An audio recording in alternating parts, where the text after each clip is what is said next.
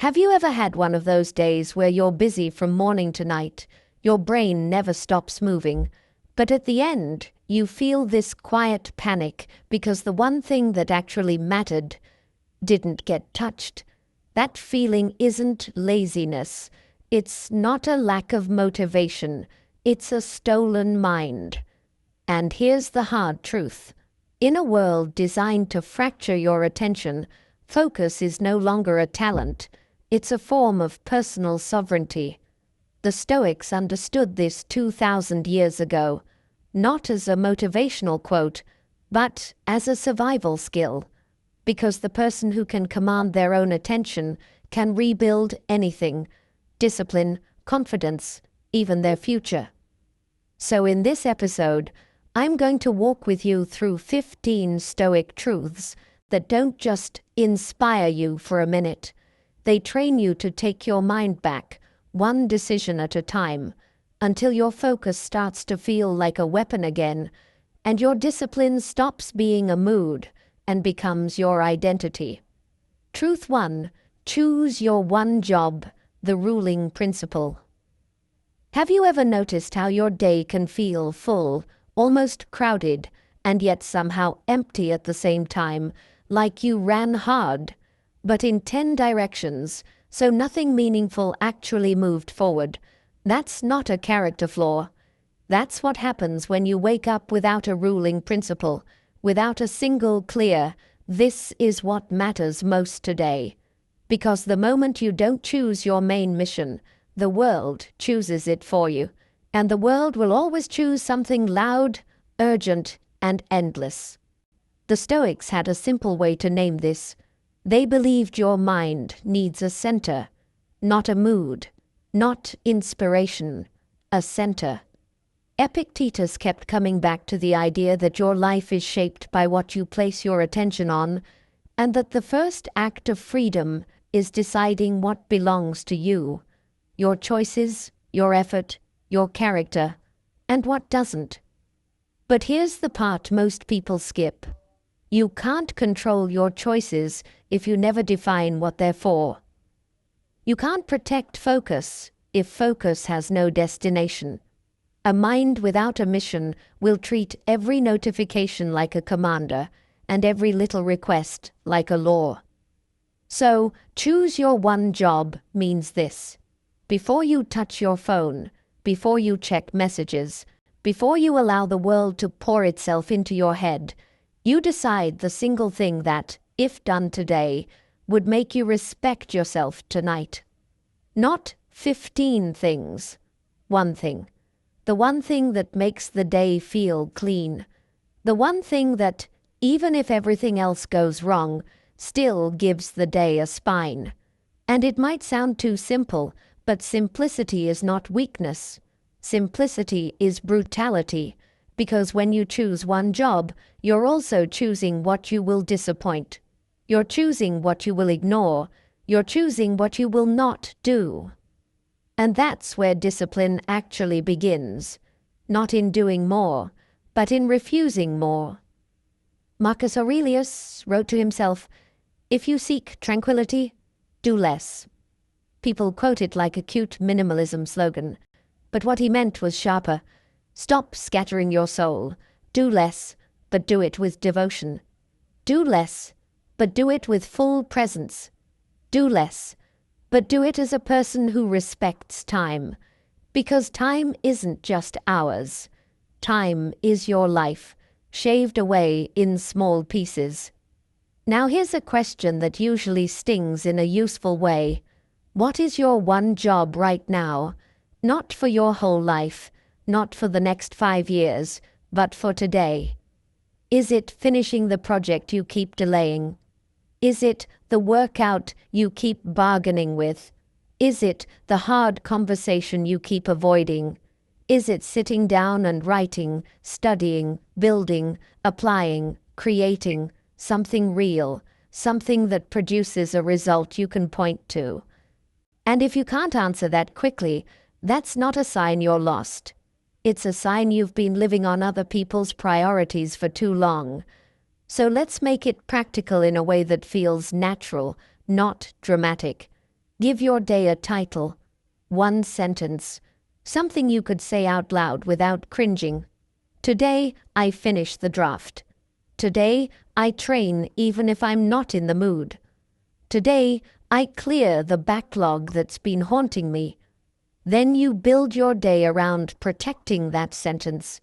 Everything else becomes optional, and optional things stop controlling you when you treat them like they're optional. Here's the rule that turns this into discipline. If something doesn't serve the one job, it must either wait or be removed. Not forever, just for today. Because focus isn't a personality trait, it's a boundary. And boundaries are not built by arguing with yourself. They're built by deciding, then acting. If you want an if-then that you can actually use when the day gets noisy, use this. If you feel your attention drifting, then you return to the one job and do the next smallest step. Not the whole mountain. The next step. Open the document. Put on the shoes. Make the call. Start the timer. Begin. Because the mind loves grand plans, but discipline lives in the next action. And you'll notice something almost immediately when you do this. Your anxiety drops. Not because life gets easier, but because your mind stops carrying 15 unfinished identities at once. You stop trying to be everything. You become one person with one mission, and that creates a calm strength people can feel, even if you never say a word about it. So, let me leave you with a challenge that's small, but serious. What is the one job you will protect today, even if it disappoints the world a little? And are you willing to let that be enough? Truth 2. Subtract until you can breathe. Essentialism as self-respect. Have you ever tried to force focus by sheer willpower, like clenching your mind into discipline, and it works for maybe an hour, maybe a day, and then it collapses again? Because the truth is, you can't out-muscle a life that's overloaded. You can't mindset your way through a schedule that's packed with things you don't even care about, a phone that never stops buzzing, and a brain that's been trained to accept interruption as normal. A lot of people think discipline is the ability to add more. The Stoic truth is the opposite. Discipline begins when you learn to remove what's quietly draining you. Seneca had this blunt line that I come back to often. It is not that we have a short time to live, but that we waste much of it. And when you hear that, it's easy to think he's talking about laziness or obvious distractions. But most wasted time doesn't look like scrolling for 7 hours. Most wasted time looks respectable. It looks like answering messages instantly to seem reliable. It looks like saying yes to quick favors that aren't quick. It looks like attending meetings that could have been an email. It looks like collecting obligations like trophies and then wondering why your mind feels like it's always behind. So when I say subtract until you can breathe, I'm talking about creating space, mental space, because focus doesn't like crowded rooms. Focus is a shy animal. If your day is noisy, your focus hides. If your day is packed, your discipline becomes reactive.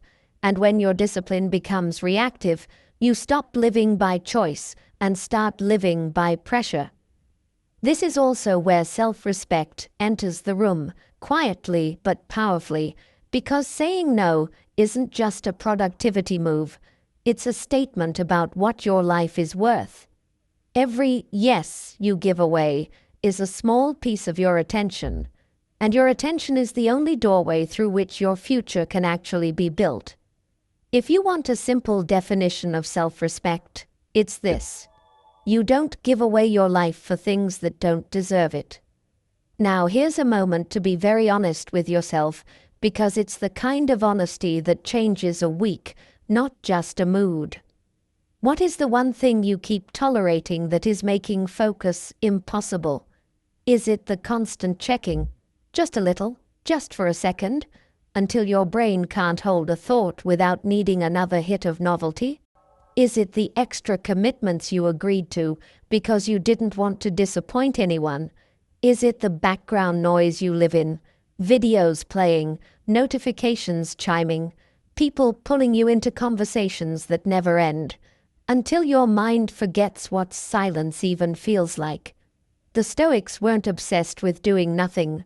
They were obsessed with doing the right thing, with clarity, with intention, and that requires subtraction. So let's make this practical in a way that actually survives real life. Don't try to declutter your whole existence. That's how people fail. Instead, make 3 cuts: small, surgical, and immediate. Make 1 cut from your commitments, 1 thing you will not do this week, or 1 obligation you will reduce by half. It might be a social event you don't have the energy for. It might be an extra project you took on to prove something. It might be the habit of being instantly available. The goal is not to become selfish. The goal is to stop being scattered. Make 1 cut from your phone, 1 app that turns your mind into a slot machine, or 1 rule: no phone in the first hour of the day, or no social feeds until your 1 job is started, not completed. Started. Because once you begin the real work, you protect the mood of the day before the world gets its hands on you, and make 1 cut from your environment. Physical space shapes mental space. If your desk is chaos, your mind will mirror it. If your room is a nest of distractions, your attention will keep nesting there. Clear 1 surface. Close extra tabs. Remove 1 trigger that always pulls you away. It sounds small, but small changes are how you create a new default. Here's the if-then that makes this real when you're tempted to overcomplicate it. If you feel overwhelmed, then you remove 1 thing before you add anything. 1 task, 1 app check, 1 unnecessary conversation. You earn the right to add by subtracting first. That's how a disciplined mind stays clean. And I want you to notice something deeper happening here. When you start subtracting, you start feeling a new kind of quiet confidence, not the loud confidence of hype, but the calm confidence of someone who is no longer negotiable. Someone who has decided their attention is not public property. Someone who understands that peace is not something you find at the end of success. Peace is something you build into the structure of your day. So here's the challenge that matters. What is 1 respectable distraction you're going to remove? Something that looks fine on the outside, but steals your life on the inside. And are you willing to let your no be the beginning of your discipline? Truth. 3. Dichotomy of control. Stop paying rent to chaos. Have you ever felt mentally exhausted after a day where you didn't really do much, but you thought about everything? Other people's choices, the state of the world, the unfairness of something you can't change, the anxiety of what might happen, the irritation of what someone said. And by night, you're drained, not because life was heavy, but because your mind carried weight that was never yours to carry. That's where focus goes to die, in places where you have no power. Epictetus put the foundation of Stoicism into 1 clean idea. Some things are up to us, and some things are not. Your opinions, your choices, your actions, your attitude, that's your territory. But outcomes, other people's minds, timing, luck, the weather of the world, that's not yours. And here's the uncomfortable part. Most people spend the majority of their attention in the second category, then wonder why discipline feels impossible. Of course it does. You've built your life on a mental budget, and you keep investing it in assets you don't own. The moment you truly understand this, you start to see why your focus collapses at random times. It's not random, it's predictable. Every time you argue with reality inside your head, you spend attention. Every time you try to manage people's reactions, you spend attention. Every time you rehearse an imaginary future catastrophe, you spend attention. And attention is the fuel of discipline. So when the fuel is gone, you can't move. This is why the Stoics weren't cold or detached in the way people think. They weren't saying don't care. They were saying care about the right thing. Care about what you can do. Care about your character. Care about your response. Care about the effort you control. That's not indifference. That's maturity. Now, if you want to feel this truth in your bones, not just understand it intellectually, try this. Think about the last time you lost a whole hour of focus. Not scrolling, something more reasonable. Maybe you were annoyed by someone's tone. Maybe you were worried about a decision someone else might make. Maybe you were reading arguments, headlines, rumors, predictions. And the key question is simple. Did thinking about it move anything forward in your real life? Or did it only make your nervous system loud? Most of the time, it only makes the nervous system loud. It turns your brain into a room full of shouting, and then you sit down to work, and you can't hear yourself think. So the Stoic move here is not complicated. It's a clean boundary inside your mind. When something tries to steal your attention, you sort it immediately into 2 buckets. Up to me, not up to me. And then you act accordingly. If it's up to you, you take the next step, even if it's small. If it's not up to you, you release it on purpose, without ceremony, without drama, because holding on doesn't make you responsible, it just makes you distracted. Here's what this looks like in everyday life. The kind of life you and I actually live. Someone misunderstands you. Your ego wants to explain, defend, prove, correct. Stoicism says, your integrity is up to you, their interpretation is not. So, you speak once with clarity if needed, then you stop feeding it. Or you're anxious about the future, money, health, career, relationships, and your mind wants to time travel all night. Stoicism says, preparation is up to you, certainty is not. So you do the one controllable action, send the email, save the amount, train the body, have the conversation.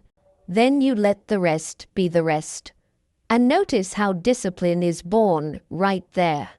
Discipline isn't you winning a mental battle against fear. Discipline is you refusing to waste attention on what you can't command, so you can apply that attention to what you can.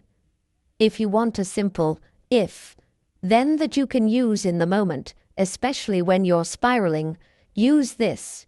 If you catch yourself obsessing over something you cannot directly influence today, then you immediately convert that obsession into one controllable action, even a small one.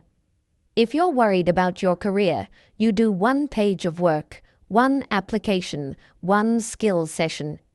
If you're worried about your body, you take the walk, you cook the meal, you lift the weight. If you're worried about a relationship, you say the honest sentence you've been avoiding, or you stop begging for clarity from someone who refuses to give it. You don't stay trapped in the thought loop. You translate anxiety into action. That's how a Stoic keeps the mind clean. Marcus Aurelius had a line that cuts through the fog. You always have the option of having no opinion. Not because you're passive, but because opinions can become chains. You don't have to react to everything. You don't have to mentally comment on every little disturbance. You can choose silence inside your own head. And that silence is where focus returns, almost like a lost animal coming back home. So, here's the challenge, and it's a serious one. What is the biggest thing you've been trying to control that isn't yours? And what would your discipline look like if you stopped feeding it and put that same energy into one action you can actually own today? Truth 4. Information diet. Protect the mind like a fortress. Have you ever opened your phone for one quick check just to see what's going on, and then an hour later you realize your brain feels messy, like someone walked into your mind with muddy shoes, and now even simple work feels heavy? Not because the work is hard, but because your attention is no longer clean. That's not a personal weakness. That's physics. What you repeatedly feed your mind becomes the atmosphere you have to breathe all day. Most people treat information like it's harmless, like it's just staying informed, like it's neutral. The Stoics would disagree, not because they hated knowledge, but because they understood something modern life keeps hidden. Information is not just data. Information is a mood. It's a posture. It's a lens. And if you feed your mind chaos, outrage, comparison, and endless commentary, your focus doesn't stand a chance, because the mind becomes a crowded street, and discipline needs a quiet room. Think about it for a second. If your morning starts with 10 minutes of social feeds, headlines, arguments, and other people performing their lives, you've already handed your attention to the outside world before you've even chosen who you want to be today. And then later, you sit down to do something meaningful, and you wonder why you feel restless, why you keep checking, why the silence feels uncomfortable. It feels uncomfortable because you trained your mind to need noise to feel normal. The Stoics had a different relationship with mental input. Marcus Aurelius wasn't scrolling through opinions all day. He was guarding his inner state like a duty. There's a quiet seriousness in his writing, this repeated effort to keep the mind from becoming polluted, not with germs, but with unnecessary disturbance. He knew that if the mind is constantly provoked, it becomes reactive. And when you're reactive, you don't live by principle. You live by impulse. And impulse is the enemy of discipline. So when I say information diet, I'm not talking about becoming ignorant or hiding from reality or pretending nothing matters. I'm talking about choosing the right fuel, because a disciplined life is built on the quality of what enters your mind, and you don't need to consume everything to be wise. In fact, it's usually the opposite. Wisdom often requires restraint. Here's what's happening underneath the surface, and once you see it, you can't unsee it. The modern attention economy is built around keeping you slightly unsettled, slightly behind, slightly worried, slightly outraged, slightly fascinated, because a calm person is hard to manipulate. A calm person chooses. A calm person doesn't click out of reflex. A calm person doesn't buy urgency for free. So the system trains you to live in micro-emotions, constantly triggered, constantly pulled. And when your nervous system is in that state, focus becomes painful, because focus asks for stillness, and stillness feels like withdrawal. This is why your focus isn't just a productivity issue. It's a sovereignty issue. Whoever controls what you consume controls the emotional temperature of your day. Now let's make it practical in a way that doesn't require a perfect routine or a new personality. Start by adopting one simple idea. You don't earn peace at the end of the day. You defend peace at the beginning of the day. And the easiest place to defend it is your first hour. Imagine you wake up, and instead of letting the world speak first, you speak first, not with a speech, with a decision. You choose to protect your mind before you expose it. That could mean no feeds until your one job is started. It could mean a hard boundary, news once a day, not 20 times a day.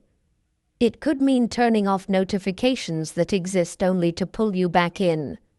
It could mean choosing long-form, thoughtful input over endless fragments that train your brain to crave novelty. The exact rules don't matter as much as the principle. You decide what enters the fortress. And here's the part people resist.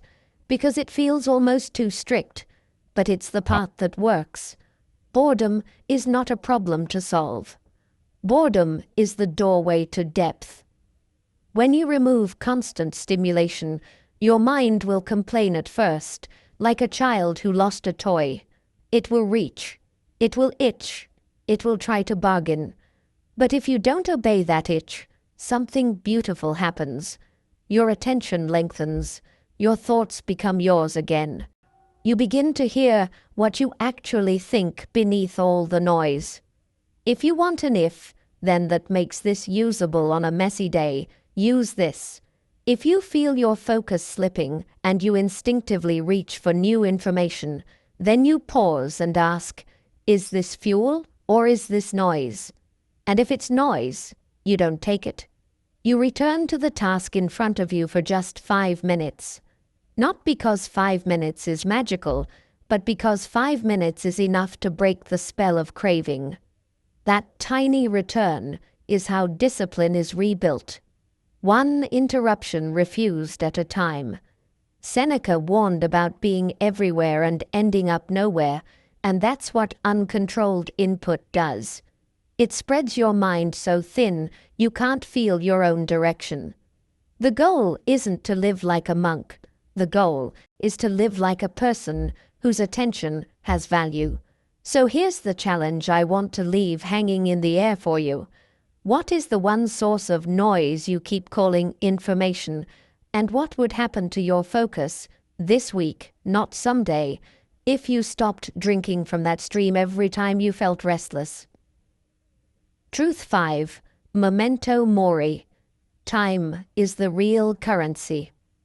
Have you ever caught yourself acting like you have unlimited tomorrows, like the real life is always about to begin after you finish one more task, one more scroll, one more week of getting ready, and then, somehow, months pass, and the thing you said mattered most is still sitting in the corner of your mind like an unopened letter? The Stoics had a phrase for breaking that spell: Memento Mori. Remember, you must die. And I know, at first glance, it sounds like a dark thought, like something that would make you anxious.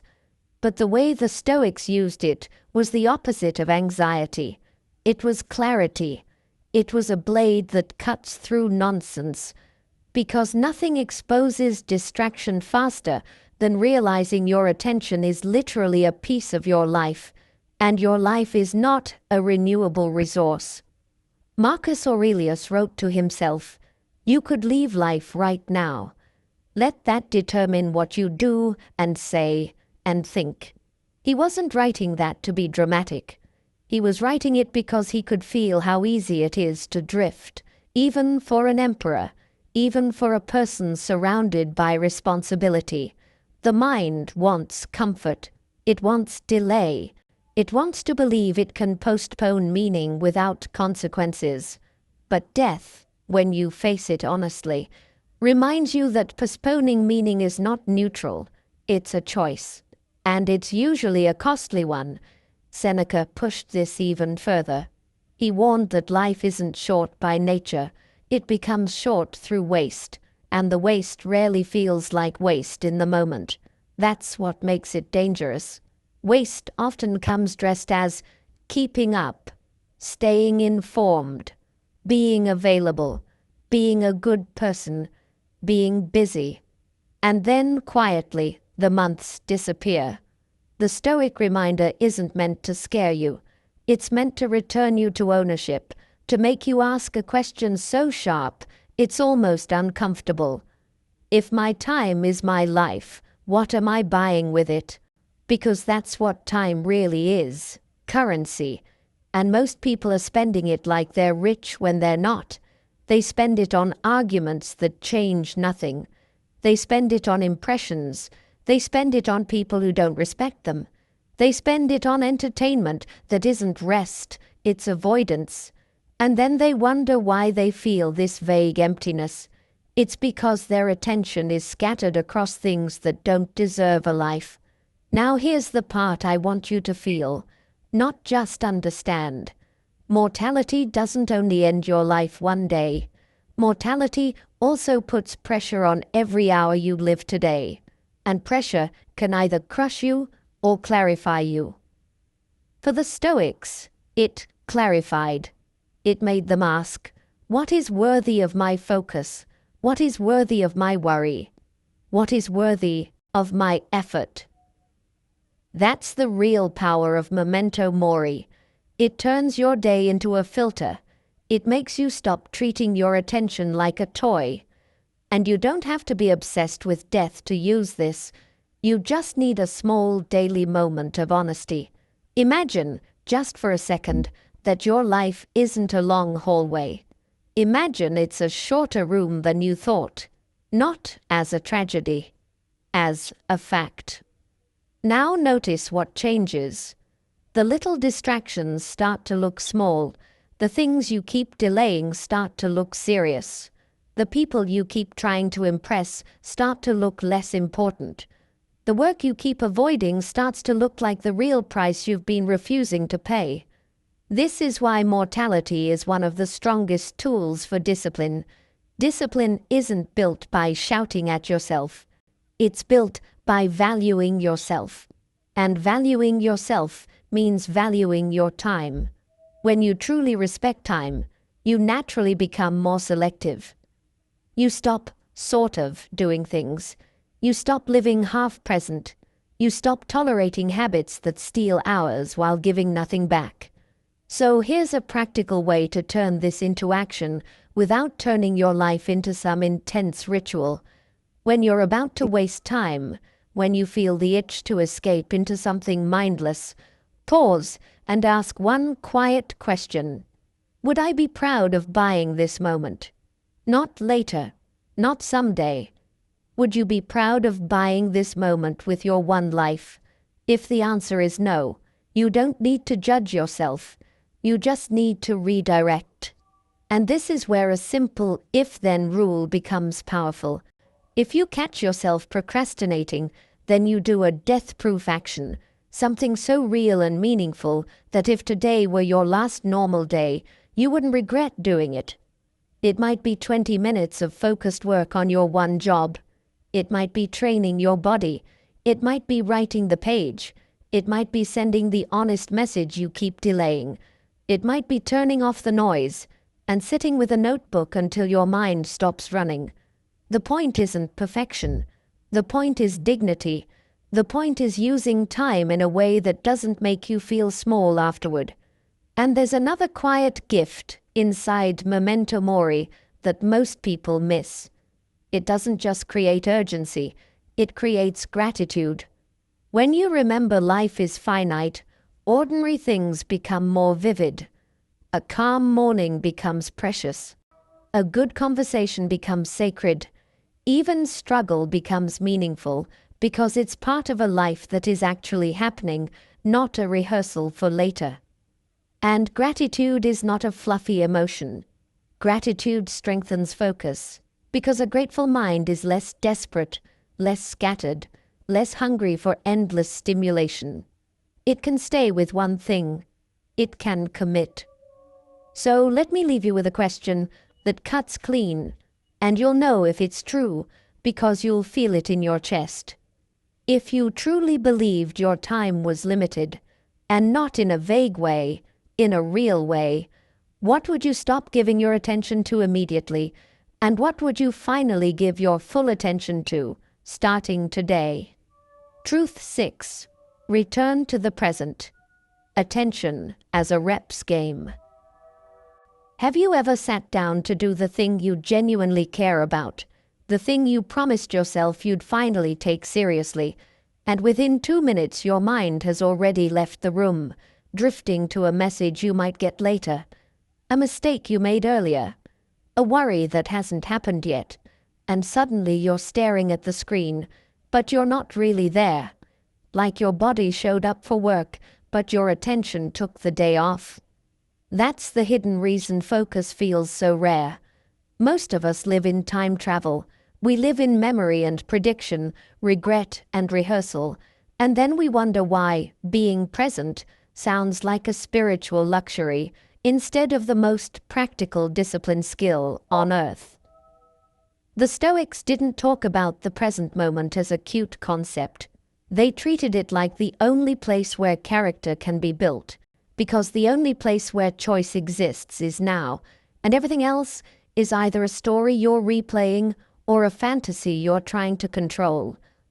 Marcus Aurelius wrote a line that's almost embarrassingly simple, and that's why it's powerful. Confine yourself to the present. Not forever, not for the rest of your life, just right now. Because the mind loves to make everything big and abstract, but discipline is built in small returns. You don't become focused by having a perfect, uninterrupted day. You become focused by returning again and again when you drift, the same way strength is built by returning to the weight even after you feel tired. This is the part that changes how you see yourself. Most people drift and immediately judge themselves. They say, "What's wrong with me? Why can't I concentrate?"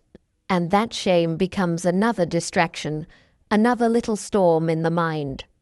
The Stoic approach is cleaner. The Stoic approach is almost mechanical. Drifting is normal, returning is training. In other words, focus isn't a personality trait you either have or don't have. It's a skill you practice like a craft, and every return is a repetition that makes the skill stronger. Think about what your day actually demands from you. It demands that you keep choosing the present in the middle of noise, not once, not twice, dozens of times, because attention doesn't just wander on its own. It gets pulled by notifications, by cravings, by discomfort, by the fear that you're missing out, by the urge to check, to refresh, to escape. And the tragedy is that we often obey those pulls without noticing we obeyed them, like a reflex. The Stoics wanted you to notice the moment you're about to get pulled, because that moment is the birthplace of discipline. That moment is where freedom either happens or doesn't. So here's what return to the present looks like in real life, not as philosophy, but as behavior. You're working and you feel that itch, that little uncomfortable pressure in the chest, the one that says, check your phone, switch tasks, do something easier, just for a second. Most people treat that itch as an order. A Stoic treats it as weather. It's there. It passes. It doesn't get to drive. And the way you prove that to yourself is not by fighting it with anger, but by coming back to what is right in front of you with quiet firmness, like guiding a restless animal back to its place without cruelty. There's a surprisingly simple reason this works. Your mind learns what you repeatedly reward. If every time you feel discomfort, you escape into stimulation, you teach your brain that discomfort is dangerous and escape is relief. And then focus becomes harder, because focus always contains a little discomfort, uncertainty, effort, boredom, the fear of not doing it perfectly. But if every time discomfort rises, you return to the task anyway, even for a few minutes, you teach your brain a new lesson. Discomfort is survivable, and staying is safe. That's discipline, not heroism. Staying. Epictetus used to talk about training the mind the way you train the body, and this is exactly that. You don't wait until you feel like it. You practice the return. And at first, it will feel almost insulting, because you realize how often you drift. But don't turn that into self-hate. Turn it into awareness. Awareness is power. The moment you notice you drifted, you've already won the most important battle, because you're no longer unconscious. You're awake. And an awake person can choose. So make the present smaller than you think it has to be. Don't try to be present for the whole day. Be present for the next minute, for the next sentence, for the next breath, then the next. You'll be shocked how quickly focus begins to rebuild when you stop demanding perfection and start collecting returns. It's like building a fire. You don't start with a log, you start with a spark, and you protect it from the wind. Here's an if-then that works beautifully in the middle of chaos, especially when you're tired. If you notice your mind drifting, then you anchor to something concrete and immediate, and you do the next smallest step. Your anchor can be physical. Feel your feet on the ground.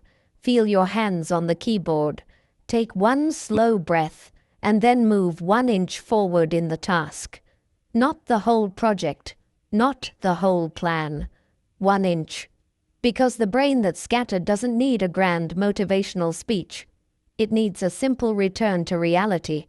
And if you want a question that brings you back instantly, ask this. What is required of me in this exact moment? Not what might be required later. Not what someone might think. Not what could go wrong next week. What is required of me right now? That question cuts through time travel. It pulls you out of the future and out of the past, and places you back in the only place where you can actually build a disciplined life. There's also a quiet emotional shift that happens when you get good at returning. You become less anxious, not because the world becomes predictable, but because your mind stops running endless simulations. You start to trust yourself again. You start to feel that your attention belongs to you. And that feeling of ownership is one of the strongest forms of calm confidence a person can have. So here's the challenge I want to leave with you. The next time your mind drifts, instead of judging yourself, will you treat it like training?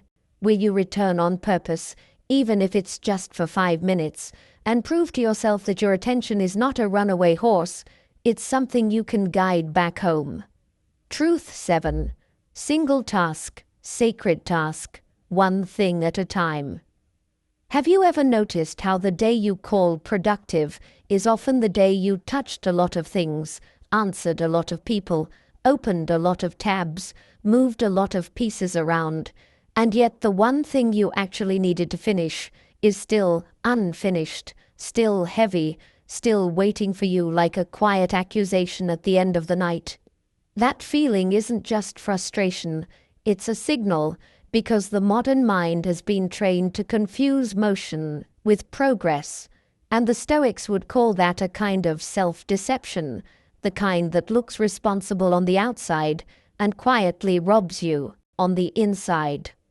Stoicism has this simple respect for the present duty, for the task that is actually in front of you, and Marcus Aurelius returns to it again and again in his notes to himself, reminding himself not to scatter, not to dramatize, not to perform life, but to do what is necessary with a steady mind, because the mind that is divided becomes fragile, and the mind that is fragile becomes impulsive, and the impulsive mind can't hold discipline for long.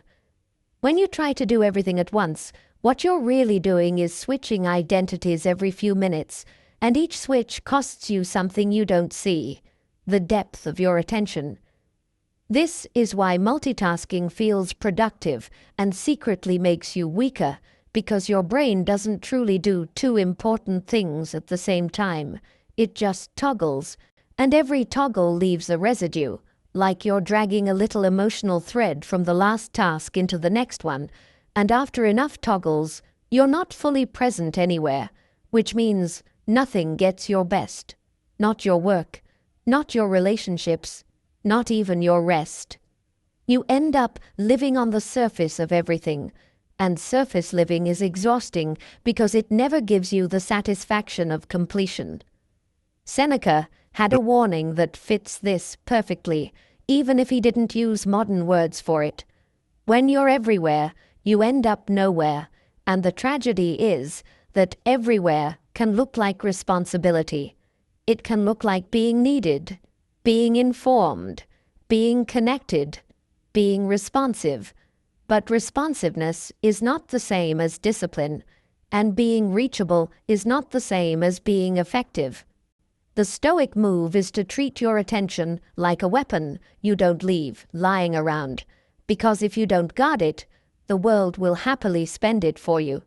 So when I say single task, sacred task, I'm not trying to make ordinary work feel mystical.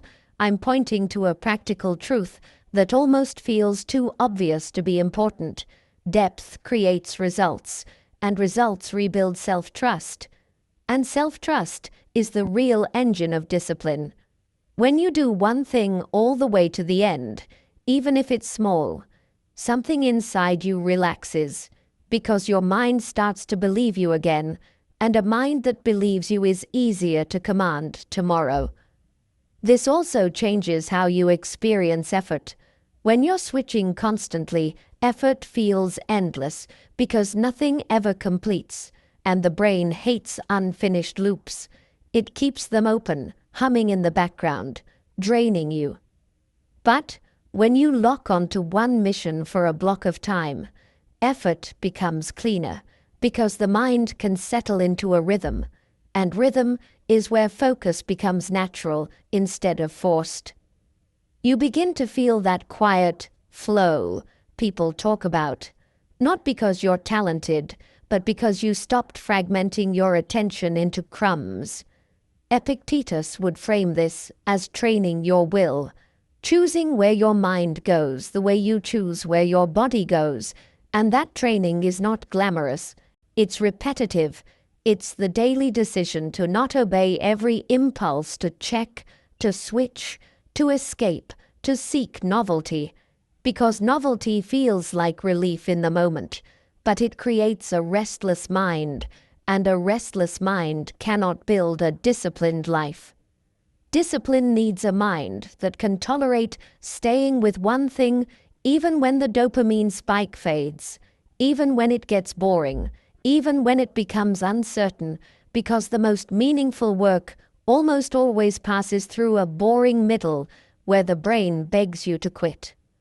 So here's what this looks like in real life, in a way you can actually use. You pick one task and you remove the invitations to switch, not by trying harder, but by making switching slightly harder than staying. One window, one tab, one page, one tool. You close the escape hatches, not forever, just for the next block. And then you decide the smallest visible target that proves you moved forward. One paragraph written, one section completed, one problem solved, one set finished, one email that actually matters, sent with clarity instead of 10 emails that just maintain noise. This is how you stop measuring your day by activity and start measuring it by progress. If you want to clean, if then that saves you when you feel the urge to bounce, use this. If you feel the impulse to switch tasks, then you delay the switch by 3 minutes, and you do one concrete action inside the current task before you decide again. 3 minutes doesn't sound like much, but it breaks the reflex, and that break is where you regain control. Most distraction is not a deep decision. It's an automatic reach, and automatic reaches lose power when you insert a small pause and a small action. And there's another Stoic layer here that makes it even stronger. When you single task, you're practicing respect, because giving full attention is a form of respect for the work and for yourself. It's you saying, I'm not going to live my life as a series of half-finished thoughts. And once you start living that way, you begin to feel more solid, less scattered, less easily pulled by other people's urgency, because you've trained yourself to value depth over noise. So here's the question to sit with as you move through your day. What is the one thing you keep switching away from? Not because you can't do it, but because doing it requires you to stay present long enough to face discomfort. And what would happen to your discipline if, just for one block today, you treated that one task like it was sacred and refused to leave until you moved it forward? Truth 8. The pause. between stimulus and response, emotional discipline. Have you ever lost an entire day's focus because of something that should have been small, a comment, a tone, a delayed reply, a mistake, a little bit of disrespect, and you tell yourself you're fine, you keep moving, but inside your mind there's a quiet fire that won't go out, and the real work becomes impossible, not because the work is hard, but because your nervous system is busy fighting a war that nobody else can even see. This is one of the most expensive ways attention gets stolen, and it's also one of the most misunderstood, because people think focus is mainly about planning and routines. But a huge part of focus is emotional discipline, the ability to keep your inner world from being hijacked by a moment, because a hijacked mind doesn't execute. It reacts, it replays, it argues in silence, it builds imaginary conversations, and by the time you sit down to do what matters, you're already tired. The Stoics had a ruthless clarity about this, and Marcus Aurelius wrote it in a way that still feels like a direct instruction to the modern brain. If you are distressed by anything external, the pain is not due to the thing itself, but to your estimate of it, and this you have the power to revoke at any moment. That sentence is not about pretending nothing hurts. It's about recovering your authority. It's about remembering that between what happens and what you do next, there is a space, and in that space your whole life is decided, because that space is where you either remain a sovereign human being or become a puppet of impulse. Most people don't lose focus because they're incapable. They lose focus because they're constantly emotionally interrupted, and the interruption doesn't always look like rage. Sometimes it looks like a subtle tightening in the chest, a quiet resentment, a small humiliation, a fear of being judged, a need to prove something. And once that emotion takes the steering wheel, the mind begins to chase relief. And relief usually comes in the form of distraction, checking, scrolling, eating, talking, venting, switching tasks, anything that gives the brain a quick sense of release. And then later, you wonder why discipline feels impossible, when the real problem wasn't a lack of will, it was a lack of pause. Epictetus used to say, "It's not things that upset us, but our judgments about things." And that line becomes practical only when you connect it to the moment your body gets activated, because the truth is, your body reacts before your philosophy shows up, and that's normal, that's human. But Stoicism is not about eliminating the first reaction, it's about not obeying it. It's about treating the first reaction like a knock on the door, not a command. You can hear it, you can acknowledge it, you can even feel it fully, and still decide not to speak from it, not to act from it, not to build your day around it. Because here's what happens when you don't pause. Someone irritates you, and you respond instantly. Maybe you snap, maybe you send the message, maybe you say the sharp thing, and even if you win the moment, you lose the day, because now your mind is busy managing the fallout. Your imagination is busy rehearsing what you should have said. Your pride is busy defending your image, and the work you cared about gets pushed aside like it didn't matter. That's the hidden trade. You trade your future for a moment of emotional release. And once you see that trade clearly, it becomes harder to keep making it. So what is the pause, really? It's not some spiritual fog. It's a decision to slow down the chain reaction. It's you noticing the heat rising and choosing to create a small delay before you speak, before you type, before you switch tasks, before you go seek comfort. And that delay can be unbelievably small. Just a breath, just a count to 3, just a sip of water, just one step away from the screen. But that small delay is the difference between a disciplined person and a reactive person, because discipline is not mainly about force, it's about timing. You don't need more intensity, you need more space. Marcus Aurelius would often remind himself to meet provocations with calm reason, not because calm makes you passive, but because calm keeps you accurate. When you're emotional, your mind narrows. It becomes a tunnel. It seeks certainty and relief, and it becomes very easy to overreact, to misread, to catastrophize, to create stories about people that aren't even true. But when you pause, you widen your vision, and with a wider vision, you make better choices, and better choices create better days.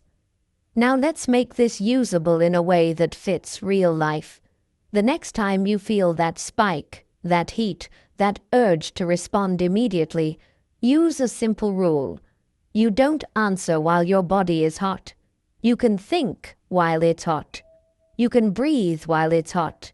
You can walk while it's hot. But you don't make decisions while it's hot.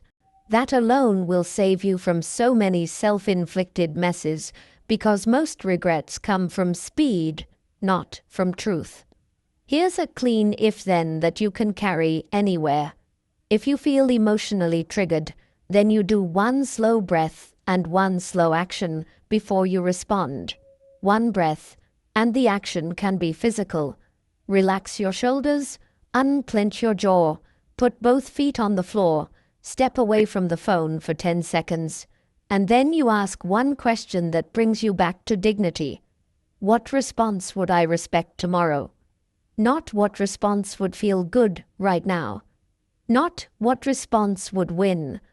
What response would you respect tomorrow when your nervous system is calm again? That question pulls you out of the moment and back into character. And character is the real home of discipline. And sometimes the most disciplined response is not a clever line or a perfect boundary. Sometimes it's silence. Sometimes it's delaying the conversation. Sometimes it's letting someone misunderstand you for a day while you keep building your life. Because the person who can remain calm while provoked has a power that can't be faked. They are not easy to control. They don't give away their attention for free. They don't let other people set the emotional agenda of their day. So here's the challenge I want you to take seriously, because it's where focus becomes unbreakable. What is the emotional trigger that steals your attention most often? Criticism, disrespect, uncertainty, comparison, being ignored, feeling behind. And what would change in your discipline if you practiced the pause every time it showed up, not to become numb, but to stay in control of your next move? Truth. 9. The view from above. Shrink the noise. Have you ever noticed how the thing that ruins your focus is rarely the task itself? It's the feeling around the task. The feeling that everything is urgent, that you're behind, that people are watching, that one mistake will define you, that one awkward moment means you're losing, and suddenly your mind isn't working on the problem in front of you anymore. It's working on a story about you inside the problem, and that story becomes so loud you can't hear your own thinking. This is where the Stoics had a tool that feels almost like a mental reset button, and it's deceptively simple. Zoom out. Not in a fake, positive vibes way, in a reality way, in a let me see the true size of this thing way. Marcus Aurelius practiced this constantly. He would imagine looking down on his life from above, seeing cities, crowds, generations, the smallness of one person's anger, one rumor, one insult, one awkward mistake. And the point wasn't to make life meaningless. The point was to make life proportional, because focus collapses when everything feels equally huge. A distracted mind is usually a mind trapped in close-up. It's like pressing your face against a painting and trying to judge the whole artwork by one brushstroke. In close-up, every flaw looks catastrophic. Every delay feels like doom. Every criticism feels like a verdict. Every inconvenience feels personal. And when your mind lives there, you don't just lose focus, you lose dignity, because you start acting like a person who is constantly being attacked by life. And that creates this constant need to defend yourself, explain yourself, prove yourself, escape, and all of that steals the very attention you need to build a better future. The view from above is the opposite of that. It's you stepping back and remembering that your life is bigger than one moment, bigger than one mood, bigger than one person's opinion, bigger than one bad day. It's not denial, it's context. And context is emotional discipline in another form. Because once you see the true scale of things, you stop bleeding energy into petty problems. Here's the mistake most people make. They think they lose focus because they need better tools, better planners, better hacks. Sometimes that helps, but often the real issue is that their mind is constantly inflated. Every small event becomes a major emotional event, and major emotional events demand attention. They demand rumination. They demand reaction. And a mind that is always reacting can't build anything long-term. The Stoics understood that your attention is shaped by what you treat as important, so if you treat everything as important, you end up with a mind that can't commit. Think about how often you've been pulled away from your work by something that, in a week, won't matter. A short disagreement, a delayed response, someone's rude energy, a minor mistake you made, an embarrassing moment, a small setback. In the moment, it feels like the center of the universe, so your brain starts circling it like a shark, trying to get certainty, trying to get relief, trying to get closure. But the view from above asks a brutal and helpful question. Will this matter in 10 days, 10 months, 10 years? And if the honest answer is no, then why are you spending your life on it today? This doesn't mean you become careless. It means you become selective. It means you become a person who decides what deserves attention, rather than a person whose attention is decided by whatever pokes them. Now let's make it real, because this can't stay as a pretty idea. The next time you feel your focus slipping because your mind is swallowed by something small, do a quick mental shift. Imagine your life from above, not as a fantasy, but as a factual scale change. Picture your day as one day among thousands. Picture your current problem as one chapter in a long book. Picture the city you live in, the millions of people living their own storms. The way your moment is intense for you, but not cosmic. And then ask yourself, what is the wise use of this hour? Not the emotional use, the wise use. Marcus Aurelius would remind himself that fame and blame are both short-lived, and that line hits hard in the modern world where everyone is being watched and measured all the time. A comment section, a co-worker's opinion, a family member's disappointment, a friend's judgment.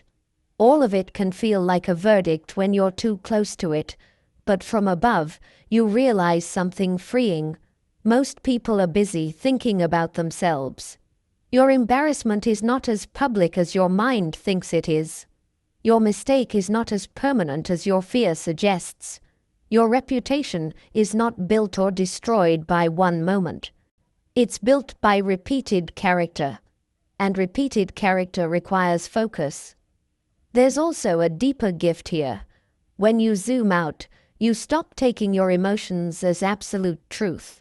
You start seeing them as signals, temporary waves moving through you. That gives you a steadier mind. And a steadier mind doesn't need to escape into distraction as often, because it's not constantly trying to soothe itself from exaggerated stress. Here's an if-then that makes the view from above practical in the middle of a real day.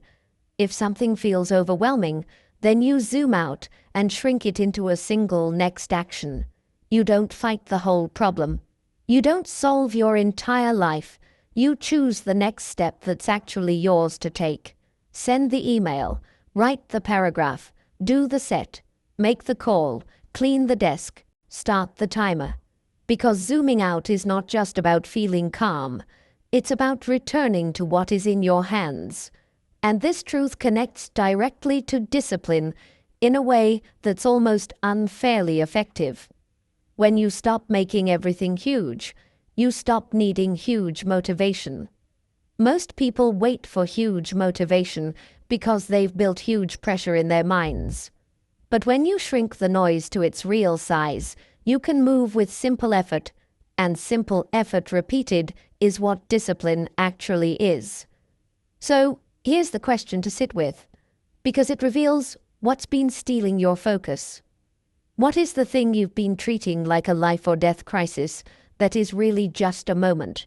And what would happen to your discipline if you learned to zoom out, see the true scale, and then calmly return to the next action that builds your future?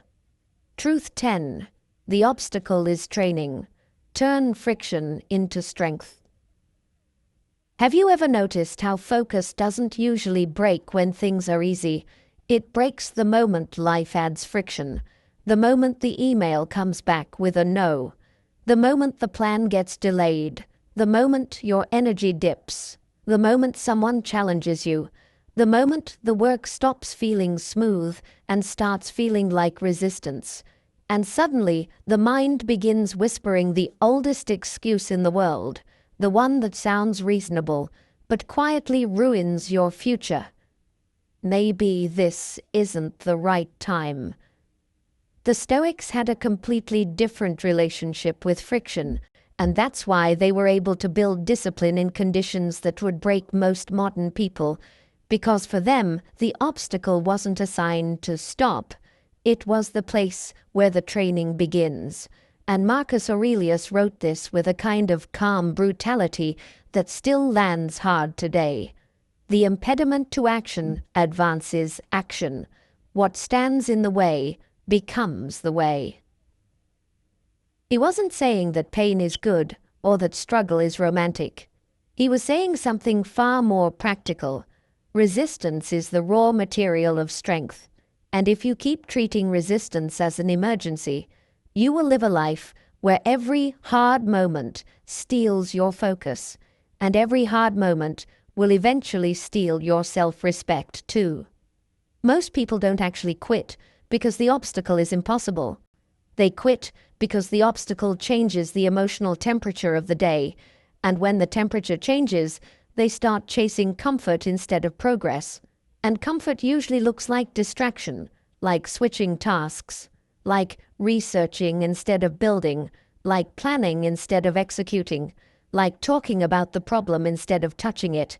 And then, later, they tell themselves a story about motivation, when the real issue was this: they never learned to interpret friction correctly. Stoicism trains you to reinterpret it. When friction shows up, you don't treat it like an insult. You treat it like a signal that you've reached the part of the work that actually matters, because the easy part is usually just the entry fee, and the hard part is where the person you want to become is forged. Think about any real skill you admire: writing, lifting, building a business, learning a language, repairing a relationship, rebuilding confidence. None of it grows in the absence of obstacles. It grows inside them. And the disciplined person isn't the one who never feels resistance. It's the one who doesn't negotiate with resistance as if it has authority. There's a quiet mental shift that changes everything here, and once you start using it, focus becomes far less fragile. Instead of asking, "Why is this happening to me?" you start asking, "What is this training in me?" Because every obstacle has a hidden curriculum. A delay trains patience and planning. A rejection trains humility and persistence. A hard workout trains tolerance and self-command. A difficult conversation trains courage and clarity. Even boredom trains depth, because boredom is where the mind learns it doesn't need constant novelty to survive. When you begin seeing obstacles as training, you stop wasting energy on resentment, and the energy comes back to where it belongs. Action. Now, I want this to be something you can actually use on a random Tuesday when things go wrong, not just something that sounds wise. So here's the practical move the Stoics would respect. When an obstacle hits, your first job is to name it accurately, without drama, because drama is where focus gets stolen. This is a delay. This is a rejection. This is fatigue. This is uncertainty. Then you ask one simple question. What is the next controllable action? Not the perfect action. Not the heroic action. The next controllable action. Because the obstacle becomes overwhelming when you try to solve the whole problem emotionally, but it becomes manageable when you take the next step physically. And this is where an if-then rule becomes almost unfairly effective. If you feel resistance and your mind starts looking for an escape, then you do one obstacle rep before you allow yourself to change anything, meaning you complete one small unit of real work while the resistance is still present, because that teaches your nervous system a new truth. Discomfort does not decide your behavior. That unit could be 10 minutes of focused work, one paragraph, one set, one page, one difficult email written with honesty, one application submitted, one hard phone call made, one small correction in the project you're avoiding, and the size doesn't matter as much as the timing, because doing it while you don't feel like it is exactly how discipline is built. The modern mind often waits for the obstacle to go away before it acts, but the obstacle rarely goes away first. Action is usually what dissolves the obstacle, or at least breaks it into pieces you can handle. And even when action doesn't remove it, action changes you. It upgrades your posture inside the difficulty, and that upgrade is the real win. Because the person who can keep moving under friction becomes terrifyingly consistent, and consistency is more powerful than intensity, because intensity depends on mood, while consistency depends on principle. There's also a deeper Stoic layer that makes this feel less like grinding and more like freedom. Obstacles expose attachments. They show you where you need life to be easy, where you need praise, where you need perfect timing, where you need to feel confident before you begin. And every one of those needs is a chain around your focus. The obstacle is not only blocking your goal, it's revealing what's blocking your character. And when you see that, you stop being surprised by resistance. You start expecting it. And expectation removes panic, and removing panic protects focus. So let me leave you with a question that I think is worth sitting with for a few seconds, because it can change how you interpret your entire week.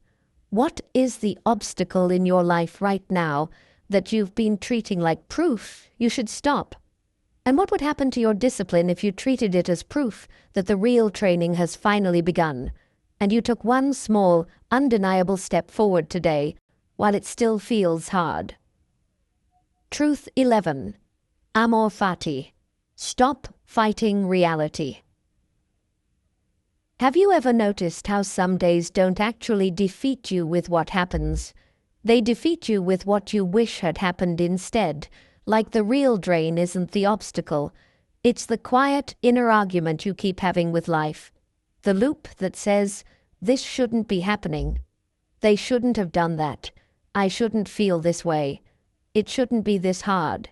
And by the time you're done resisting reality in your head, you're exhausted, even if nothing physically intense happened. That mental argument is one of the most expensive habits a human being can have, because it steals focus without giving anything back. And the Stoics recognized it instantly as a kind of self-inflicted chaos. They didn't pretend reality was always fair or pleasant. They simply understood that fighting what already is like punching the ocean. You can do it all day, and the ocean doesn't move, but your hands bleed. And then you wonder why you can't build discipline, when the truth is, your energy is being spent on resistance instead of response. Amor Fati means love of fate, and if that sounds too poetic, too abstract, let's strip it down to something you can actually use. It means you stop treating reality like an enemy and start treating it like raw material. Not because you approve of everything, not because you're passive, but because you're done wasting attention on wishing. The disciplined mind doesn't waste itself on wishing. It uses what's here. Marcus Aurelius lived through plague, political pressure, war, betrayal, exhaustion, the kind of reality that would make most people collapse into bitterness, and yet he kept returning to this posture of acceptance, not as surrender but as power. He wrote in different ways the same idea. Accept what comes as if it was chosen for you, and then meet it with virtue, with steadiness, with action. And when you read that, you realize something important. He wasn't saying, be happy about pain. He was saying, don't let pain turn into disorder inside you. Because disorder inside you is where focus dies. Think about how much of your daily distraction is really just emotional resistance. You don't want the task to be boring, so you escape. You don't want the workout to feel hard, so you delay. You don't want the conversation to feel awkward, so you avoid it. You don't want the uncertainty, so you start scrolling for reassurance. You don't want the outcome, so you start fantasizing about a different timeline. And the tragedy is, the moment you start wishing for a different reality, you stop touching the one reality where your future can actually be built. Amor Fati is the moment you stop saying, why is this happening to me? And you start saying, okay, this is what's happening. Now, what is the best move? And that shift is not small. It's the shift from victimhood to agency. It's the shift from noise to clarity. It's the shift that makes discipline possible, because discipline needs a stable relationship with reality. If you keep needing life to be comfortable before you act, your discipline will always be fragile. But if you can accept discomfort as part of life, without turning it into a personal drama, then focus becomes steady, because you stop negotiating with the weather. Seneca had a way of seeing this that feels almost modern. He kept pointing out that we suffer more in imagination than in reality, and that so much of our distress is not the event, but the inner refusal, the demand that the world must match our preferences before we can be at peace. Amor Fati is the end of that demand. It's you realizing quietly that peace is not a reward you earn after you control everything. Peace is a posture you take while life is still messy. Now let's bring it down to ground level. Imagine you wake up and your day is already not what you planned. A delay, a problem, a mood you didn't want, a person who disappointed you. Something breaks, something goes wrong. There are two paths. One path is the inner fight. This ruins everything. The other path is Amor Fati. This is part of the training. This is part of the story. Now I use it. And what's wild is that the second path doesn't just make you calmer, it makes you more effective. Because your energy is no longer split. You're not half working and half complaining inside your head. You're whole. And wholeness is focus. Here's a practical way to practice this without pretending you're some enlightened monk. The moment something doesn't go your way, name the fact with a simple sentence. This is reality. Not in a hopeless way, in a clean way. Then follow it with a second sentence. I can work with this. That second sentence is the key. It's your mind choosing partnership with life instead of warfare with life. And here's the if-then that turns this into discipline in real time.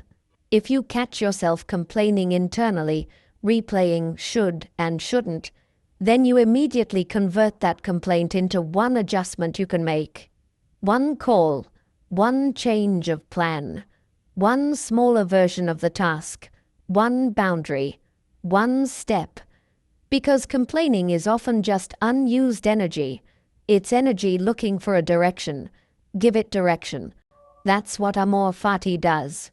It takes the energy of resistance and turns it into movement. This also protects your avoiding behavior in a way most people don't expect. A lot of procrastination is actually reality refusal. You refuse the fact that the work is going to feel uncertain or imperfect or slow. So you delay until you feel ready. Amor Fati says, you start anyway. You start in the reality you have, not the reality you want. You start with the energy you have, not the energy you wish you had. You start with the messy version, not the perfect version. And that's where discipline becomes real, because real discipline is not built in ideal conditions. It's built in weather. So, let me leave you with a question that's both honest and freeing. What part of your life are you still fighting as if your resistance could change the past? And what would happen to your focus this week if you stopped demanding a different reality and instead loved your fate in the simplest way possible by using what's here to take the next strong step forward? Truth 12. Premeditatio malorum. Prepared, not paranoid. Have you ever had a day where everything was going fine, and then one unexpected thing happened? An email, a delay, a mistake, a sudden expense, someone's mood. And it didn't just create a problem, it shattered your focus. Like your mind couldn't recover its balance, and the rest of the day became this sloppy, reactive mess. Not because the event was catastrophic, but because you weren't mentally ready for life to be life.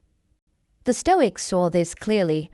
A mind that expects smooth sailing becomes fragile, and fragility is a focus killer. They practice something called premeditatio malorum, which sounds intense, but the idea is simple and deeply practical. You rehearse potential difficulties in advance so you don't fall apart when they show up. Not to become anxious, not to become pessimistic, but to become steady. Because steadiness is what allows discipline to survive in the real world, where conditions are never perfect. Most people think optimism is the secret to motivation, but the Stoics were more interested in resilience than optimism. They knew that surprise is one of the fastest ways to lose your inner authority. When something catches you off guard, your nervous system jumps, your mind starts catastrophizing, and suddenly your attention is trapped inside damage control, which means the work you care about gets abandoned. The problem isn't that challenges happen. The problem is that you expected a challenge-free day, and you built your focus on that fantasy. Seneca talked about this in his own way. He warned against living as if fortune owes you stability, because fortune doesn't sign contracts. Life will always bring interruptions. The Stoic move is to prepare your mind, so interruptions don't become derailments. You don't stop the storm, you strengthen the ship. Now, let's be clear. Premeditatio malorum is not sitting in bed, imagining disasters for fun. It's not feeding fear, it's the opposite. It's you looking at reality with enough maturity to say, something will go wrong today, and I will still keep my character. That posture is powerful because it removes the emotional shock. It turns "oh no" into "of course," and "of course" is calming. "Of course" keeps you focused. Here's the simplest way to apply it without turning it into a ritual. Before you start your one job for the day, ask yourself, what are the 3 things most likely to knock me off track today? Keep it grounded. Not earthquakes, not movie scenes, real things. Your phone, a person who interrupts you, low energy, a craving, a mood swing, a delay, a surprise request. Then for each one, you decide a response in advance. That's the magic. You remove decision fatigue from the moment of stress. Because the truth is, in the moment of surprise, you're not at your best. Your brain is hot. Your emotions are loud.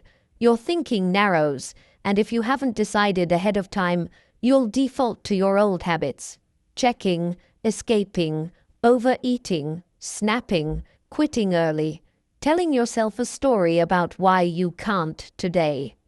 Preparation is how you override that default. Marcus Aurelius would remind himself to expect foolishness, interruptions, selfishness, and chaos, not because he hated people, but because he didn't want his peace to depend on other people behaving perfectly. And that's a huge part of discipline. If your focus depends on the world cooperating, you will lose.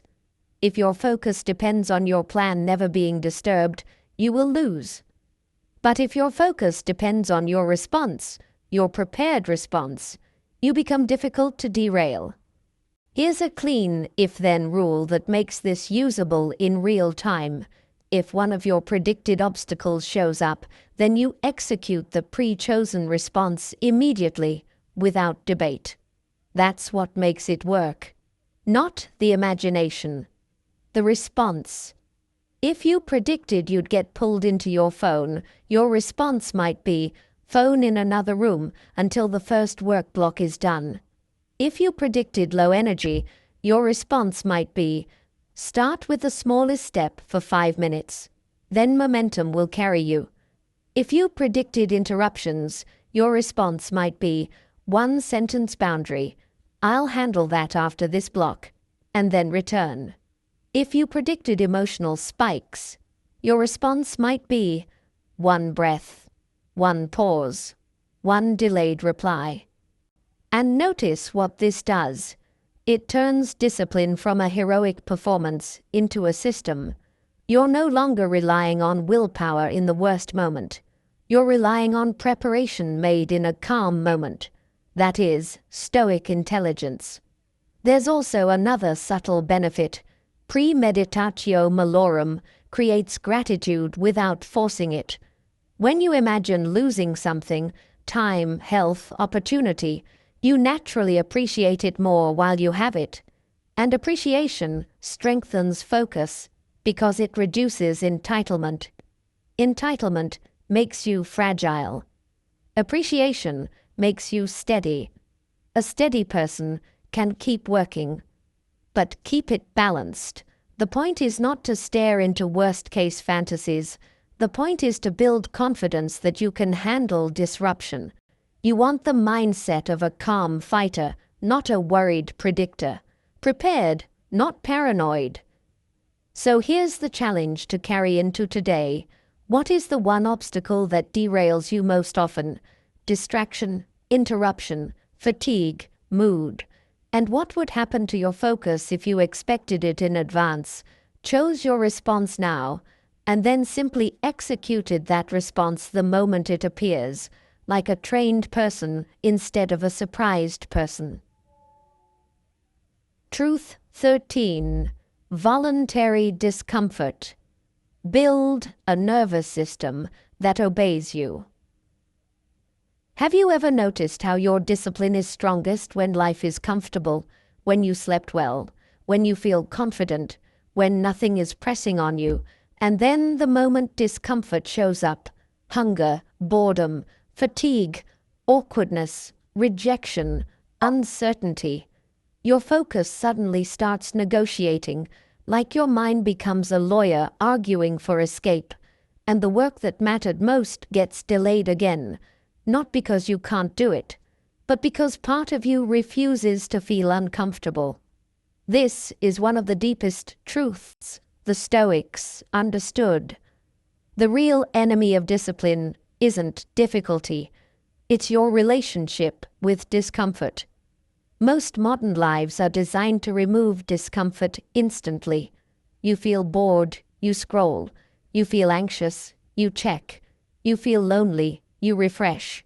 You feel tired, you snack. You feel uncertain, you look for a shortcut.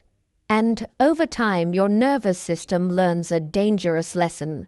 Discomfort is an emergency, and relief must be immediate. That lesson makes you fragile. It makes you impulsive. It makes focus almost impossible, because focus always contains discomfort. Real work is uncertain. Real growth is slow. Real training burns. Real change is awkward. If your nervous system can't tolerate those sensations, it will constantly pull you away from the very things that would make you stronger. The Stoics practiced the opposite on purpose. They leaned into voluntary discomfort, not because they loved suffering, but because they loved freedom. And freedom requires a nervous system that does not panic when things aren't pleasant. Musonius Rufus, one of the most practical Stoic teachers, spoke openly about training yourself through hardship, and the spirit of it is simple. If you only do what feels good, you become a slave to feeling, and a slave to feeling cannot build discipline. This is why voluntary discomfort is not a motivational trick. It's a form of self-command. It's you proving to yourself, in small ways, that you can survive not getting what you want right now, that you can carry tension without collapsing into escape. And that proof changes your identity. The day you start trusting that you can tolerate discomfort, your focus becomes calmer, because it no longer needs to run. Now, let's make this human and real. You don't need to live like you're punishing yourself. The Stoics weren't asking you to become extreme. They were asking you to become capable. Voluntary discomfort is about choosing small, controlled challenges that teach your nervous system obedience, the same way training teaches the body.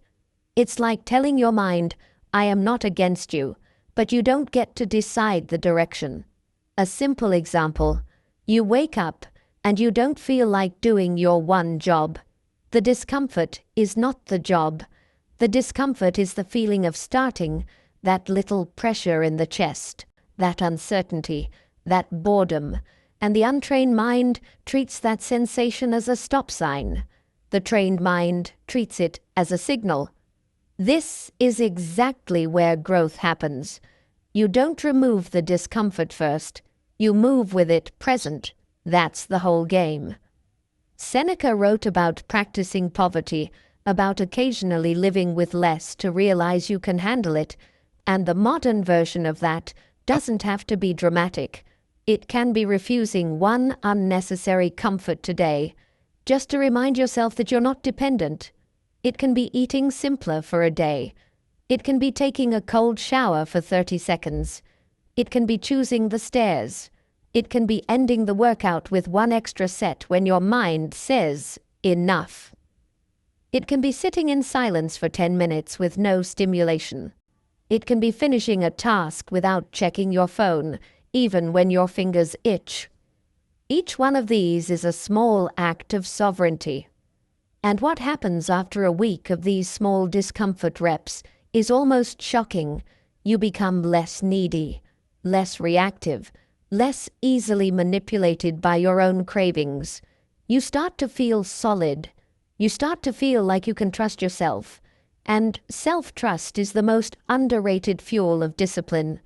When you trust yourself, you don't need to hype yourself. You just do what you said you'd do. Here's the if-then that turns this into a daily practice without becoming a lifestyle project. If you feel the urge to escape discomfort, then you stay with it for 60 seconds and do one meaningful action anyway. 60 seconds. That's it. Don't make it heroic. Just stay. Feel the restlessness. Feel the boredom. Feel the tension. And in that same minute, take one step forward. Open the document. Write the first sentence. Do the first rep. Put on the shoes. Send the first message. You're teaching your brain that discomfort does not block action. It accompanies action. And once your brain learns that, discipline stops feeling like a war and starts feeling like a skill. There's also a deeper emotional benefit. Voluntary discomfort makes you harder to destabilize by other people. If you can tolerate internal discomfort, you won't be so desperate for external comfort. You won't be so dependent on praise. You won't be so crushed by criticism. You won't need life to be smooth to feel okay. You'll have an inner steadiness. And inner steadiness is focus in its purest form. But keep it wise. Don't turn this into self-harm or self-hatred. Stoicism is not self-punishment, it's self-mastery. The goal is not to suffer.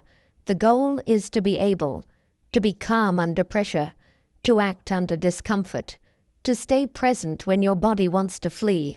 That's the disciplined life. So here's the challenge to sit with today. What is the discomfort you keep escaping?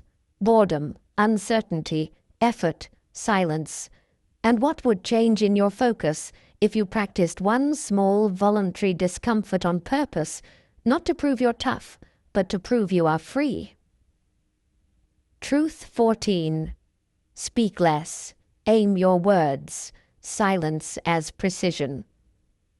Have you ever walked away from a conversation and felt strangely tired, not because anything physically happened, but because you talked too much, explained too much, defended too much, tried to be understood too hard, and now your mind keeps replaying the whole thing like a courtroom scene where you're both the defendant and the judge? It's a quiet kind of exhaustion, and it steals focus in a way most people never connect to discipline, because we tend to think distraction comes from screens, not from our own mouth. But words are energy, and unnecessary words are energy leaks. The Stoics understood this with a kind of calm sharpness. Epictetus warned about speaking too quickly and too confidently about things we haven't truly examined. And there's a line often attributed to him that captures the spirit, even if you've heard it before.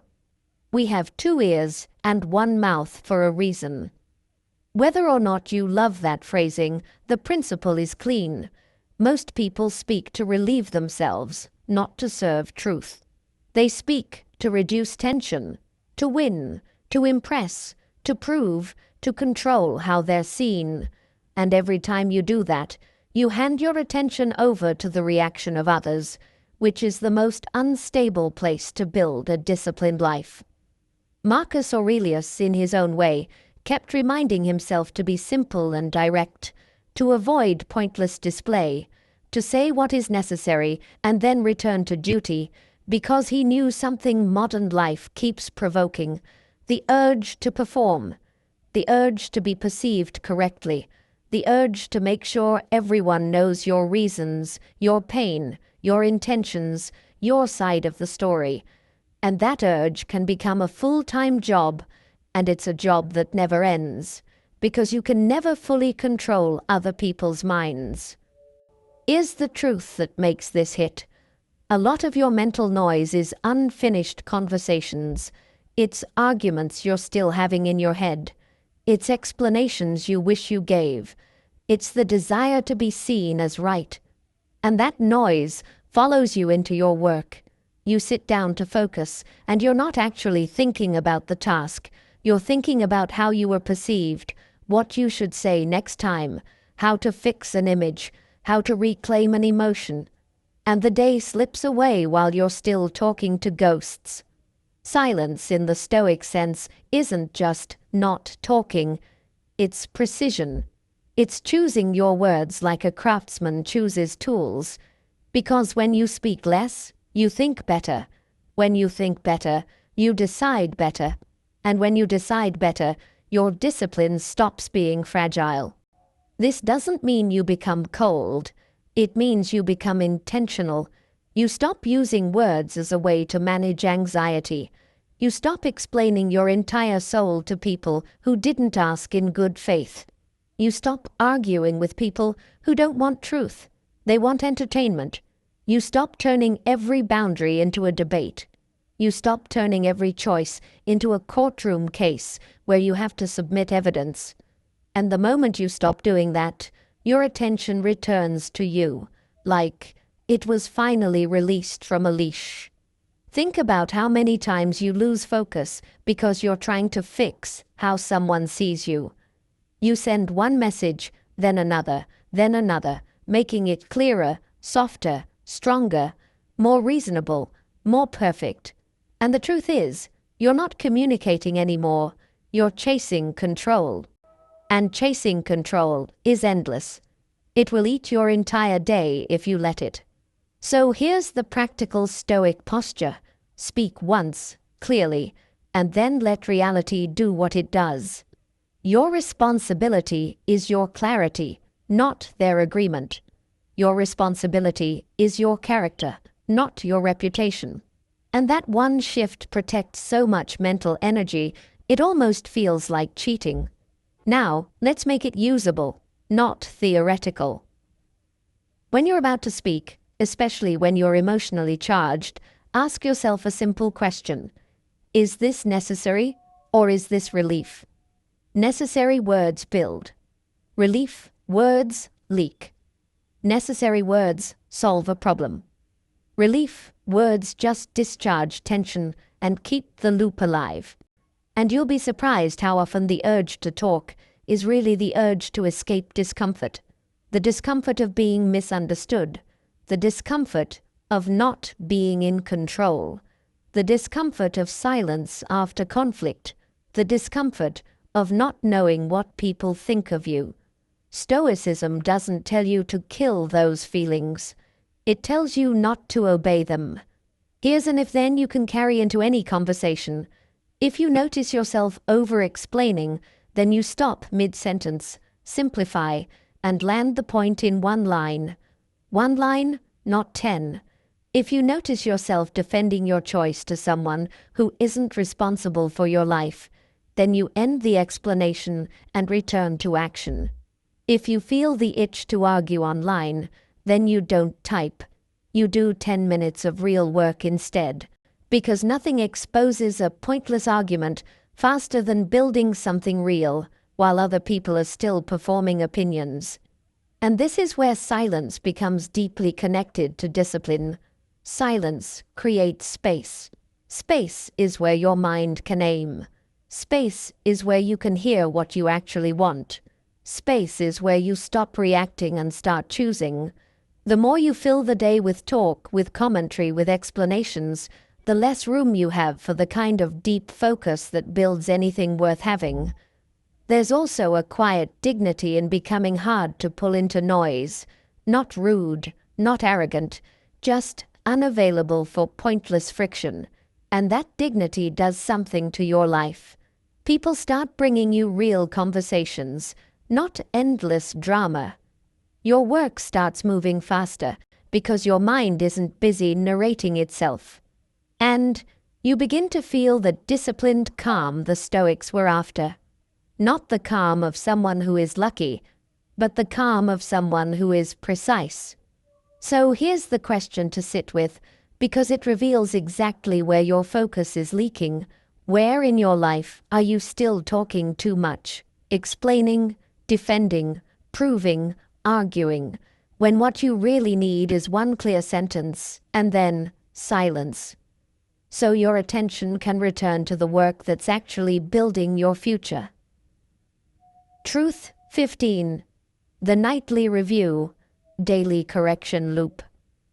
Have you ever gone to sleep with that vague weight in your chest, not because something tragic happened, but because the day slipped, because you know you could have shown up better, and now your mind is half resting and half replaying, running the same scenes on repeat, trying to get closure it never got, and you wake up the next day already carrying yesterday like a backpack you forgot to put down? The Stoics didn't let days blur into each other like that. Not because they were perfect, but because they were honest. They believed the mind becomes disciplined when it becomes accountable to itself in a calm way, without drama, without self-hate, without excuses. And the simplest tool they used for this was a nightly review. Seneca describes this practice directly, and what makes it powerful is how human it is. At the end of the day, he would examine himself, what he did well, where he failed, what he could improve. And then he would go to sleep with a cleaner mind. Because when you look at yourself honestly, you stop needing your mind to punish you in the dark. The review becomes closure. It becomes instruction. It becomes a quiet kind of self-respect. Most people avoid self-review because they think it will make them feel guilty. And yes, if you do it harshly, it will. But the Stoic way isn't harsh. It's precise. It's like an athlete watching footage, not to hate themselves, but to get better. Because a disciplined life isn't built from one big motivational moment. It's built from small daily corrections. Here's the truth. If you don't review your day reviews you. It reviews you through anxiety, through regret, through that restless feeling at night, through the sense that you're losing time. And the mind doesn't review kindly when it reviews unconsciously. It exaggerates. It catastrophizes. It turns one mistake into a verdict. A conscious review is different. It keeps things proportional. It turns failure into data. It turns guilt into learning. And it also protects your focus in a way that's easy to miss. When you don't review, you repeat. You wake up and live the same pattern again because nothing interrupted it. But when you review, you update. You choose one adjustment. One.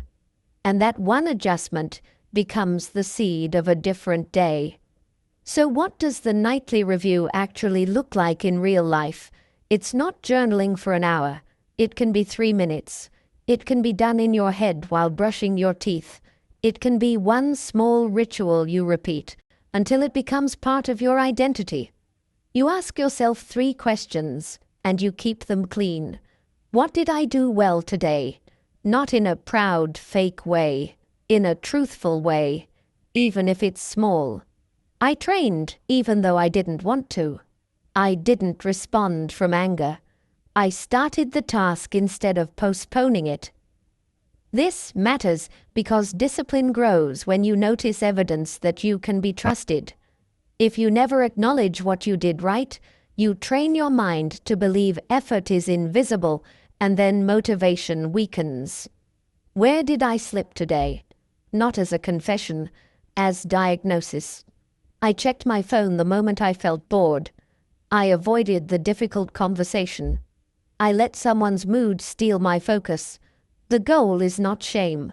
The goal is accuracy. Shame makes you hide. Accuracy makes you improve. What is the one adjustment for tomorrow?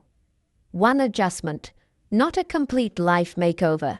One correction you can actually enforce. This is where the loop closes. This is where discipline becomes mechanical and reliable instead of emotional. And this is the if-then that turns the nightly review into a system.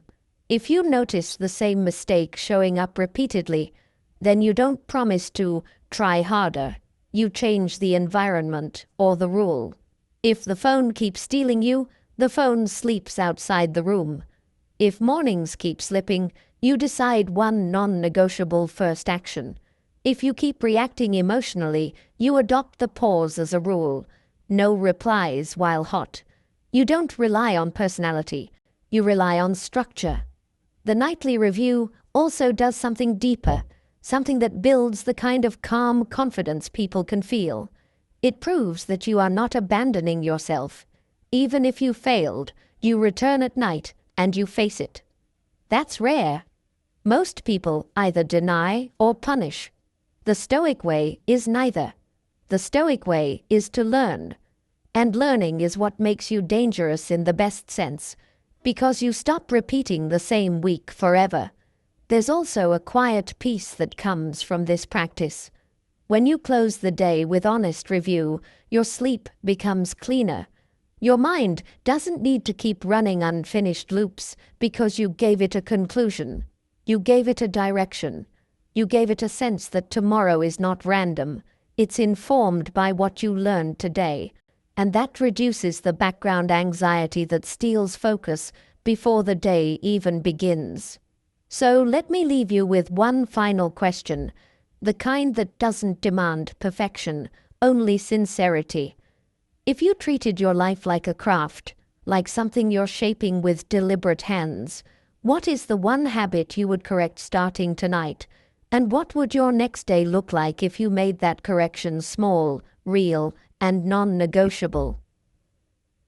When you really look at it, focus isn't some mysterious gift that a few lucky people are born with, and discipline isn't a personality type that you either have or you don't. They're both a relationship with your attention, a relationship with discomfort, a relationship with time. And the reason it feels so hard in the modern world is because you're not fighting one enemy. You're fighting 1,000 tiny thieves. Little interruptions, little cravings, little dramas, little stories, little urges to escape. Each one small enough to justify, but together powerful enough to quietly steal your life. And what I hope you felt as we walked through these truths is that the Stoic path isn't about becoming cold or detached or above it all. It's about becoming unbuyable, unpullable, unshakable. It's about building an inner order strong enough that the outside world can't rearrange you every hour. Because once you can command your attention, you can command your days, and once you can command your days, you start shaping a future that actually reflects who you are, not who the noise keeps trying to turn you into. So maybe the real question isn't, how do I become more disciplined? Maybe the real question is, what am I willing to stop feeding? What am I willing to stop giving my life away to 1 minute at a time? Because the moment you choose your one job, and you subtract what doesn't matter, and you stay in what you can control, and you guard what enters your mind, and you remember time is real and finite, and you practice returning to the present, and you do one thing at a time, and you pause before you react, and you zoom out when the noise gets loud, and you treat obstacles as training, and you stop fighting reality, and you prepare for disruption, and you practice small discomfort on purpose, and you speak with precision, and you review your day honestly. You're not just improving, you're reclaiming ownership, you're becoming someone you can trust. And you don't need to do all of it today. You only need one clean decision made with sincerity. One thing you stop, one thing you protect, one small rule you enforce even when you don't feel like it. Because discipline doesn't arrive as a dramatic transformation. It arrives as a quiet pattern you repeat until it becomes your identity. So as you breathe right now, just ask yourself, what is the one truth from this episode that you needed to hear the most? Not because it sounded good, but because it exposed exactly where you've been leaking your life. Hold that one truth. Let it stay with you, and then let it become action, even if the action is small, because small action repeated is how a scattered mind becomes a focused one. And maybe that's the whole game.